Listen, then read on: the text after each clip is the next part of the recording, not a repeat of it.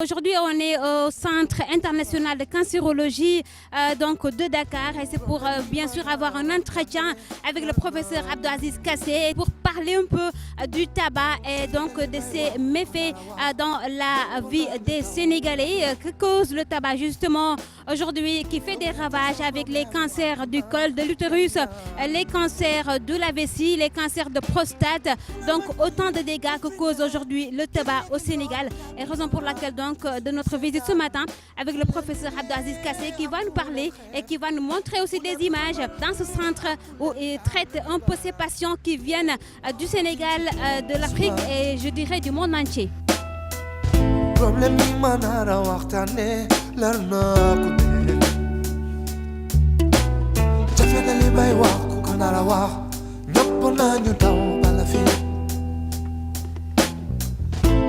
Sans problème ou en tout cas,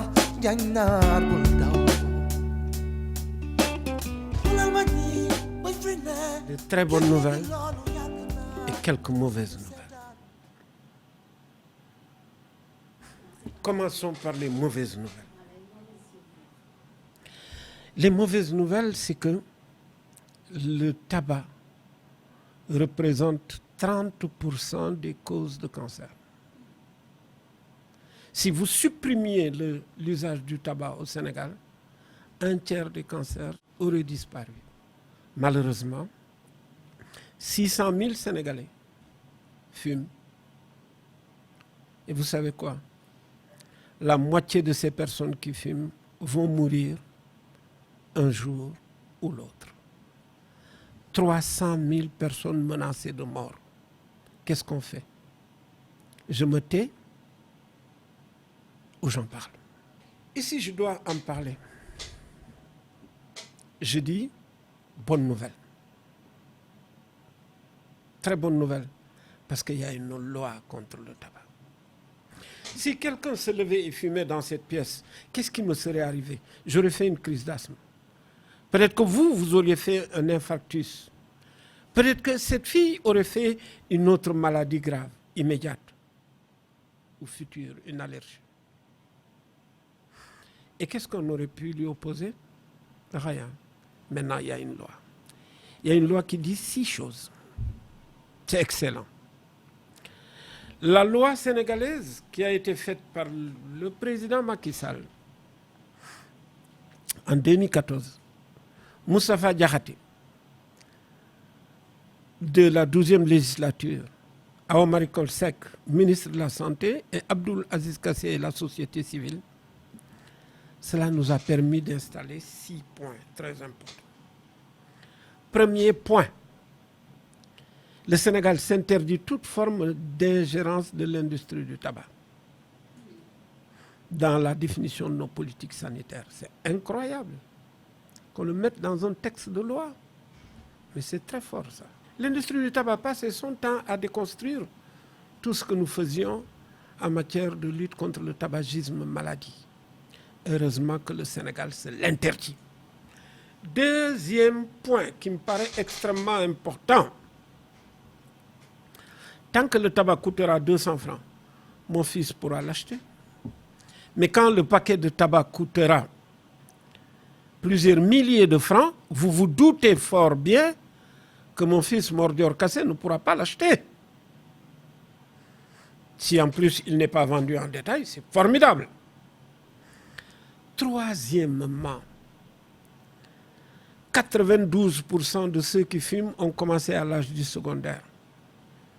Si nous ne faisons rien, qu'est-ce qui va se passer? Ils vont tricher sur le maître. Ils vont voir les artistes, les stars qui fument, les hommes politiques, les films où on montre du tabagisme, et ils vont les imiter. Et la publicité va venir leur faire croire que fumer, c'est glamour, c'est sexy, c'est beau. Les promotions vont les atteindre en disant si vous achetez un paquet, je vous en donne un deuxième. On va leur proposer des sponsorings pour leurs soirées culturelles et leurs soirées sportives. c'est fini au Sénégal, ça. Vous ne voyez plus de grands panneaux publicitaires, c'est terminé. Vous ne verrez plus de compagnies de tabac aller à l'université Cheikh Anta Diop et offrir gratuitement des paquets de cigarettes. C'est interdit. Vous ne verrez plus soutenir des fourrels ou des matchs de foot par l'industrie du tabac. C'est terminé. Mais vous savez, le public ne sait pas quels sont les dangers du tabac. Mais tant que les dangers du tabac ne sont donnés que par les médecins, il a fallu que les médecins passent leur temps dans les médias. Mais ici, on faisait comme sur les médicaments, des avertissements sanitaires, non plus en petit caractère comme ça, mais en gros caractère, avec des photos en couleur indélébile sur plus de 70% des deux faces principales. Regardez les paquets de cigarettes au Sénégal. Vous avez des avertissements sanitaires en photo, en couleur, sur les deux faces. Ça marchera. Vous croyez bien qu'on ne va pas éradiquer le tabagisme en 2 ans. Donnons du temps au temps. 4e point. Le fumeur se tue, mais le fumeur tue le non-fumeur. Chaque année, 800 000 personnes meurent du tabagisme des autres. 800 000. Vous savez combien de personnes meurent du paludisme chaque année dans le monde? 450 000.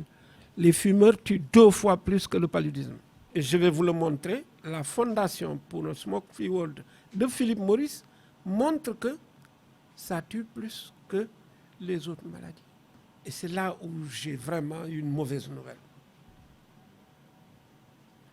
Le professeur Awa Marie Kolsek, professeur de médecine, épidémiologiste, a laissé dans la loi sénégalaise contre le tabac la possibilité d'installer des espaces fumeurs, c'est-à-dire des fumoirs.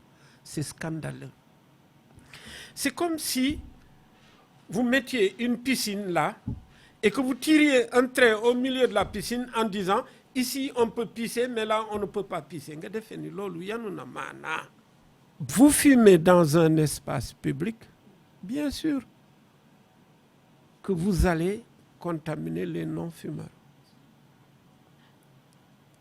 Mais comme il y a une loi, il appartient de façon citoyenne à chaque Sénégalais qui voit un fumeur de s'arrêter et de lui dire « Monsieur, non, il est interdit par la loi de fumer ici.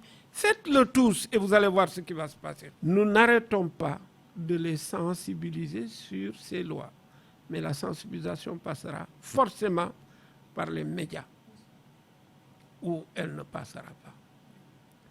Alors, il y a un 6e point qui est une source de fierté extraordinaire. 1866. L'imam Moulay Al-Mahdi,